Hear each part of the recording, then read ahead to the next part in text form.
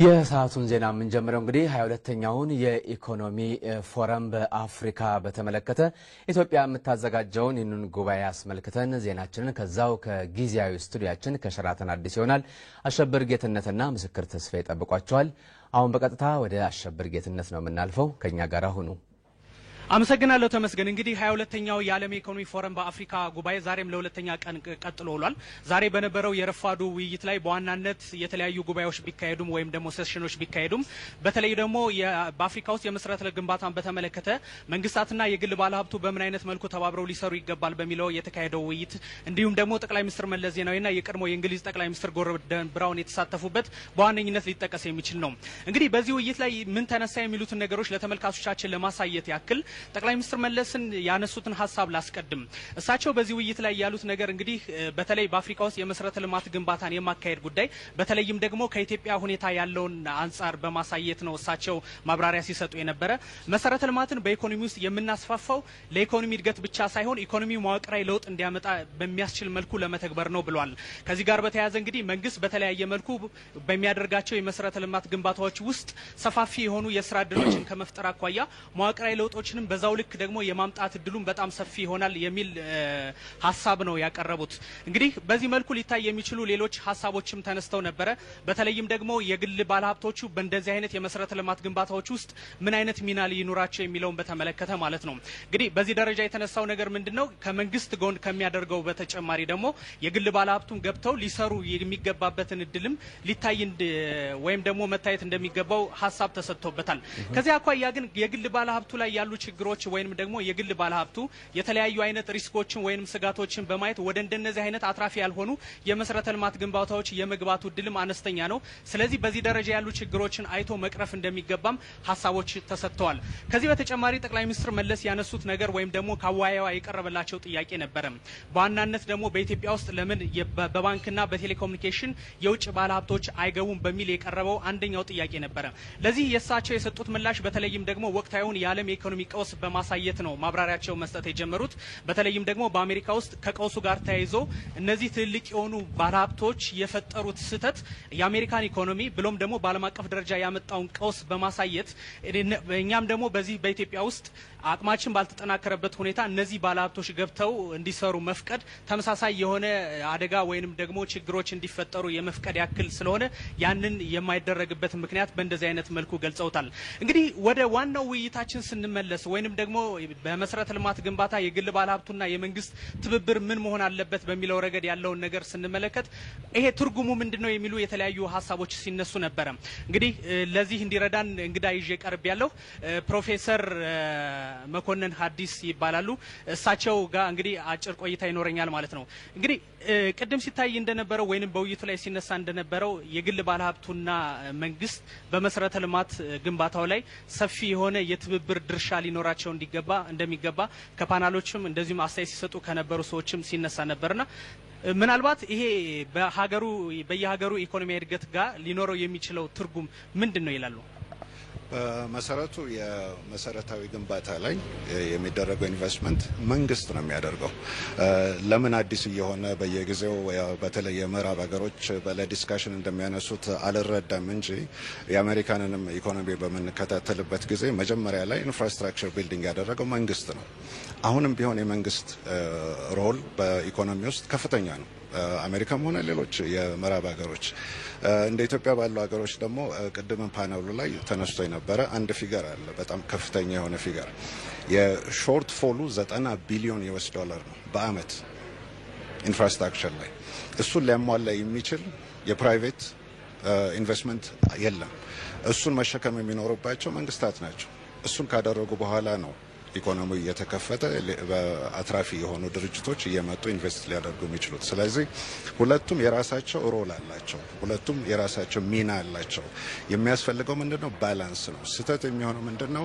መንግስት ኢኮኖሚ ውስጥ ምንም አይነት ሚና የለውም የሚሉ አስተሳሰቦች በኢኮኖሚ እስካሁን አይተናል ስህተት መሆኑን። እስካሁን ያልተረዱም ደግሞ ለወደፊቱ ይገባቸዋል ስህተት መሆኑን ከኤክስፒሪየንስ ማለት ነው። ነገር ግን ሚና አለው የግሉም የመንግስትም። ነገር ግን የሁለቱ ቅንጅት ነው ኢኮኖሚውን አዳብሮ ወደ ከፍተኛ ደረጃ ሊያደርስ የሚችል። ጥሩ እንግዲህ ይሄንን ካነሱ ሌሎች ልናያቸው የምንችላቸው ነገሮች ምንድናቸው? በተለይም ውይይቱ ላይ በነበረው ሁኔታ ላይ እነዚህ ሀሳቦች በተለያየ መልኩ ፓናሉ ላይ በነበሩ ሰዎች ሲንጸባረቁ የተለያዩ ድጋፎች ሲሰጡ ነበረ። ይሄ ምን ያሳየን ይሆን? ያለውን ሪያሊቲ እየተረዳን እየሄድን ነው የሚል ነው ለኔ ያለኝ መልእክት እና እንዳየኸው አዳራሽ ውስጥ የነበሩት ሰዎች ከዓለም የመጡ ናቸው እና እዛም ውስጥ ደግሞ ከነበሩት የመንግስት ብቻ ኃላፊዎች ሳይሆኑ ከፍተኛ የንግድ ኃላፊዎች የተገኙበት ነበር እና እንደዛ አይነት አስተሳሰቦች ሲንጸባረቁ እንደዛ አይነት ሞቅ ያለ ጭብጨባና ድጋፍ ሲሰጥ አትሊስት የሁለቱን የመቀናጀትና ያለውን የመንግስትን ሮልም ደግሞ አክሴፕት ከማድረግ የተነሳ ይመስለኛል። ጥሩ አመሰግናለሁ ፕሮፌሰር መኮንን። እንግዲህ ተመስገን ከዚህ በተጨማሪ ደግሞ ጧት በነበረው የተለያዩ ፓናሎች ላይ ስናያቸው የነበሩ ከዚህ ከመንግስታትና የግል ባለሀብቱ በመሰረተ ልማት ግንባታ ሊኖራቸው ከሚገቡት ብሮች ጋር ሲነሱ የነበሩ የተለያዩ ስጋቶች ነበር። ለምሳሌ የግል ባለሀብቱ ሰፋፊ ወደሆኑ እንደነዚህ አይነት የመሰረተ ልማቶች ለምን አይገባም በሚል የተነሳ ነገር ነበርና ይህንን በተመለከተ ሪፖርተራችን ምስክር ተስፋዬ በሌላ ሳይድ ወይም ደግሞ በሌላ ጎን አለና ምስክር የሚሰማ ከሆነ እንግዲህ ቅድም ሳነሳቸው የነበሩ ነገሮች አሉ። የግል ባለሀብቱ በተለያዩ መልኩ የሚፈራቸው ሪስኮች አሉ ወይም ወደ እንደነዚህ አይነት የመምጣት ስጋቶች ናቸው ብሎ የሚያስባቸው ነገር ለመሸሽ በሚል በመሰረተ ልማት ግንባታ ላይ የሚያደርጋቸው ኢንቨስትመንቶች ወይም መዋለ ንዋዮች ትንሽ እንደሆነ ያሳያሉ እና ይሄ ከምን አንፃር ሊገለጽ ይችል ይሆን? ከአፍሪካ የመሰረተ ልማት አሁን ባለው ተጨባጭ ሁኔታ ብንጀምር አሸብር እንግዲህ እንደሚታወቀው የአፍሪካ ባለሀብቶች ምን ያህል አቅም አላቸው የሚለውን ነው። የመሰረተ ልማቱንስ ለማካሄድስ ምን ያህል አቅም አላቸው፣ ከጀመሩትስ በኋላ ሊመጣ የሚችለውን ሪስክ ወይም ደግሞ አደጋ ለመሸከም ምን ያህል ፍላጎት ሳላቸው አቅምስ አላቸው የሚለውን መጠየቅ አስፈላጊ ነው ማለት ነው። እንግዲህ በጉባኤው ላይ በዋናነት ሲነሳ የነበረው ማን ያስኪደው የሚለው ነው። የመሰረተ ልማት በዋናነት የአፍሪካ የመሰረተ ልማት አውታሮች በዋናነት በማን ሊመሩ ይገባል የሚለው ነው። የጠቅላይ ሚኒስትር መለስ ዜናዊ ሀሳብ በዋናነት የተነሳው ምንድነው? እሱ የመሰረተ ልማት አውታር ላይ የግል ባለሀብቱ አይሳተፍ አይባልም፣ ሊሳተፍ ይችላል። ነገር ግን በዋናነት አብዛኛውን ድርሻ ሊይዝ የሚችለው ግን የመንግስት ሚና መሆን አለበት ነው ያሉት። ለዚህ ደግሞ እንግዲህ ሪስኩን መሸከም የሚችለው መንግስት በመሆኑ ነው። በዚህ በአፍሪካ የመሰረተ ልማት አውታሮች ላይ ለምሳሌ አሁን የገጠር መንገድ ማስፋፋት ሊኖር ይችላል፣ የቴሌ ማስፋፋት ሊኖር ይችላል፣ የኤሌክትሪክ ኃይል በጣም ሪሞት ለሆኑ አካባቢዎች የማስፋፋት ስራ ሊሆን ይችላል። እነዚህ ስራዎች ደግሞ አደጋ ይመጣሉ ማለት ትርፍ ብቻም ሳይሆን አደጋ ላይ መጡ ይችላሉ። ስለዚህ እነዚህ የግል ባለሀብቶች በአፍሪካ ውስጥ የሚገኙ የግል ባለሀብቶች ይህንን አደጋ ለመቀበል ሪስክ ለመቀበል ምን ያህል ዝግጁ ናቸው የሚለው ነው ጠቅላይ ሚኒስትሩ በዋናነት ሲያነሱት የነበረው ጥያቄ። መንግስት ግን ምንጊዜም ሪስክ ለመቀበል ወይም ደግሞ አደጋውንም ለመቀበል አቅሙም አለው ፍላጎቱም አለው። ስለዚህ በዋናነት የነዚህን ዘርፎች መሸከም የሚችለው ወይም ደግሞ ሊሰራቸው የሚገባው የግል ባለሀብቱ ነው ብለዋል ጠቅላይ ሚኒስትሩ። ነገር ግን እዚህ ጋር ሊምታታ የማይገባው ነገር አለ። የጠቅላይ ሚኒስትሩ ሀሳብ ማለት ነው። እሳቸው ያሉት ምንድነው? የግል ባለሀብቱ አይሳተፍ አይደለም እያሉ ያሉት። በመሰረተ ልማት አውታሩ ላይ የግል ባለሀብቱ ሊሳተፍ ይችላል፣ ነገር ግን አብዛኛው ድርሻ በመንግስት ሊሆን ይገባል ነው ያሉት። ከዚሁ ጎን ለጎን እንግዲህ በዚሁ ፓናል ላይ የተሳተፉት የቀድሞው የእንግሊዙ ጠቅላይ ሚኒስትር ጎርደን ብራውን የጠቅላይ ሚኒስትሩ መለስ ዜናዊን ሀሳብ ተጋርተውታል። እሳቸውም ያሉት ምንድነው? እሱ ሁለቱም የግል ባለሀብቱም የመንግስትም ተቋማትም ይህንን የአፍሪካን የመሰረተ ልማት አውታር በጋራ ቢሰሩት የተሻለ ሊሆን እንደሚችል ነው የተናገሩት። እሺ ምስክር አመሰግናለሁ። አንተ እንዳልከው እንግዲህ በጠቅላይ ሚኒስትሩ በኩል ሲነሱ የነበሩት በዋናነት መንግስት ትልቅ ሚና አለው፣ ይህንን ሚናውን መወጣት የሚችልበትን ተቋማዊ ስርዓት መመስረት ይገባዋል፣ ይህንን ሁኔታ በማገዝ ደግሞ የግል ባለሀብቱም የራሱ ሚና መጫወት ይገባዋል የሚለው በተመለከተ አንተ እንዳነሳው በተደጋጋሚ ሲገለጽ የነበረ ሀሳብ ነው። ስለዚህ የግል ባለሀብቱ በዚህ ደረጃ ምን አይነቶች ሚና ይኖራቸዋል? የግል ባለሀብቱ በተለያዩ የመሰረተ ልማት ግንባታዎች ላይ ከሚያደርጋቸው እንቅስቃሴዎች አኳያ ምንስ አይነት ሁኔታዎች ከግምት ውስጥ ገብተው ሊደረጉ ይገባል በሚለው ላይ ጉዳይ ደግሞ እንግዳም አለኝ እና በዚህ ላይ እንግዳ አድርጌ የማቀርባቸው አቶ ኃይሌ አሰግዴ ከመድረክ ኢትዮጵያ ነው። እንግዲህ ያነሳናቸው ያለው ሀሳቦች በዋናነት የመንግስት ሚና በኢኮኖሚ ውስጥ እንዳለ ሆኖ የግል ባለሀብቱም በራሱ አጋዥ መሆን አለበት የሚል ሀሳብ ዛሬ ጧት ሲንሸራሸር ነበረ። እንዴት አዩት ሀሳቡ? እንግዲህ አንድ ልማት ላይ የግሉም የመንግስትም ሚና በጣም ከፍተኛ ነው። ሁለተኛ ደረጃ ደግሞ ሚናቸው የሚለየው በሀገራቸው ወይም መንግስታት በሚያወጡት ፖሊሲና የልማት አቅጣጫ ነው። የልማት አቅጣጫውን መንግስት ካወጣ ትልቁን ሼር ይዞ መንቀሳቀስ የሚገባው መንግስት ነው የሚል አመለካከት አለ። ነገር ግን ያለ ፕራይቬት ሴክተሩ ያለ ግሉ ዘርፍ ደግሞ መነቃነቅ አይችልም። ኢትዮጵያን በምናይበት ጊዜ የዛሬ 20 ዓመት የግል ዘርፍ የሚባል የለም ነበር።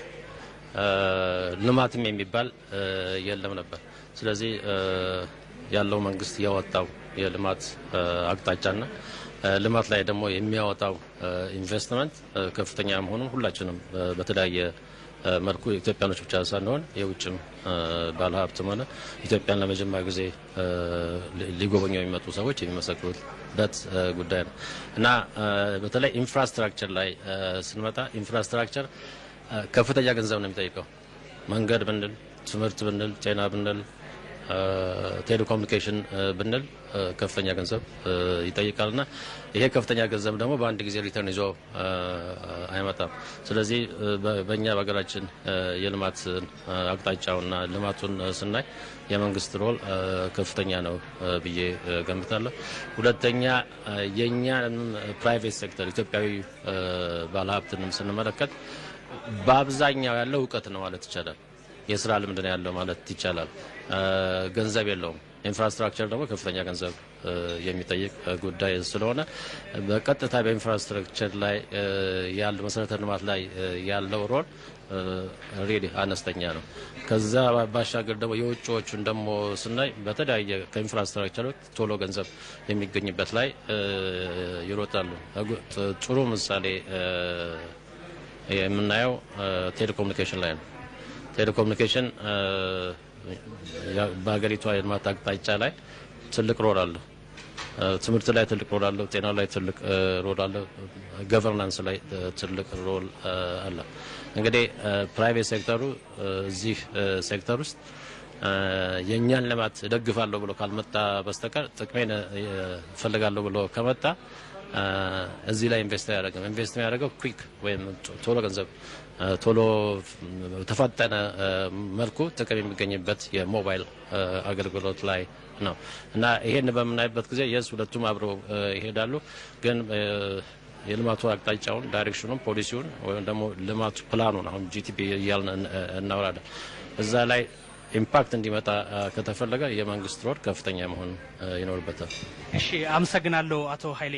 እንግዲህ ተመስገን ስትከታተሉት እንደነበረው ዛሬ ጧት የነበረው በተለይ የመንግስትና የግል ባለሀብቱ የመሰረተ ልማት ግንባታ ውስጥ ሊኖራቸው የሚገባ ሚና በተመለከተ መንግስታት በዚህ ጉዳይ ላይ ዋነኛ ሚና ሊጫወቱ ይገባሉ። ይህንን ደግሞ በማገዝ የግል ባለሀብቶችም ተሳትፎ ሊያደርጉ ይገባል የሚለው ሀሳብ ነው በይበልጥ ሲንሸራሸር የነበረው። ከሰዓት በኋላ 22ኛው የዓለም የኢኮኖሚ ፎረም በአፍሪካ በሸራተን አዲስ ይቀጥላል። ዛሬ ወደ ማታ አካባቢ መጨረሻ ወይም ደግሞ የመዝጊያው ስነ ስርዓት ይካሄዳል ተብሎ ይጠበቃል። የኢትዮጵያ ሬዲዮና ቴሌቪዥን ድርጅትም ይህንን ስነ ስርዓት በቀጥታ ለተመልካቾቻችን ያስተላልፋል። ለጊዜው ግን ከሸራተን አዲስ ጊዜያዊ ስቱዲዮ የነበረንን በዚህ ጨርሰናል። ወደ ዋናው ስቱዲዮ ልመልሳችሁ። አሸብርና ምስክርን አመሰግናለሁኝ። ወደ መደበኛ ስቱዲዮ ተመልሰናል። ቀሪ ዜናዎቻችን ደግሞ አሁን ማቅረብ እንቀጥላለን።